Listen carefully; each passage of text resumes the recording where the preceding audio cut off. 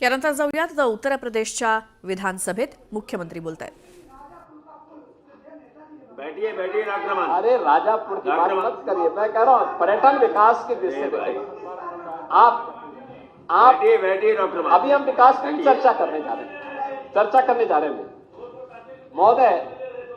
ये कभी भी नहीं चाहते और यह वर्ष जब हम लोग भारत के संविधान को स्वीकार कर लागू करने का अमृत महोत्सव वर्ष मना रहे, 75 वर्ष पूरे होने के उपलक्ष्य में इस आयोजन को कर रहे हैं, तो बाबा साहब भीमराव अंबेडकर के प्रति कृतज्ञता ज्ञापित करने का वर्ष भी है और प्रधानमंत्री मोदी जी के प्रति आभार व्यक्त करने का, जिन्होंने 26 नवंबर की तिथि को संविधान दिवस के रूप में देशवासियों को दिया। हर वर्ष ये आयोजन हो रहे हैं और इसीलिए इस आयोजन ताबोसबींनी केलेल्या वक्तव्यासंदर्भात ताशेरे ओढलेत उत्तर प्रदेशच्या विधानसभेमध्ये मुख्यमंत्री योगी आदित्यनाथ यांनी।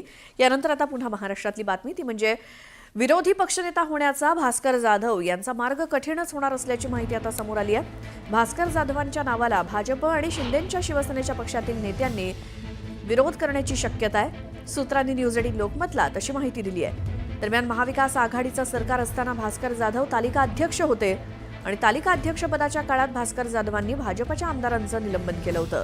तेव्हापासून भास्कर जाधवांना भाजपकडनं कडवा विरोध होताना दिसतोय। तसंच शिवसेना फुटीनंतर भास्कर जाधवांनी एकनाथ शिंदेंवर सुद्धा अनेक वेळा सडकून टीका केली होती।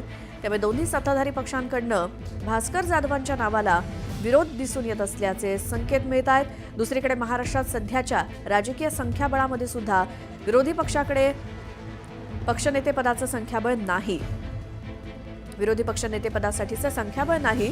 तसंच आता विरोधी पक्षनेतेपदासंदर्भात विधानसभा अध्यक्षांकडनं भाजप आणि शिवसेनेसोबत चर्चा होण्याची शक्यता आहे। त्यामुळे जर भास्कर जाधवांच्या नावाला विरोध होत असेल तर आता विरोधी पक्षनेतेपदी कुणाचं नाव समोर येणार याकडे सर्वांचं लक्ष लागलंय।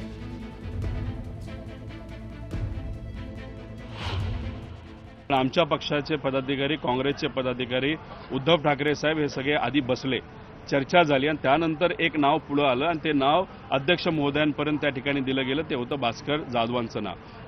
तसं झालं असेल म्हणजे आमच्या नेत्यांनी त्या ठिकाणी चर्चा केली असेल आणि भास्कर जाधवांच्या बाबतीत बोलायचं झालं तर माझ्यासारख्या कार्यकर्त्याचा सुद्धा त्या ठिकाणी त्यांना पाठिंबा आहे, कारण की एकदम चांगलं नाव हे सर्व पक्षांनी पुढे केलेलं आहे, लढणारा व्यक्तिमत्व आहे आणि अध्यक्षांना तिथं दुसरा कुठला अधिकार नाहीये।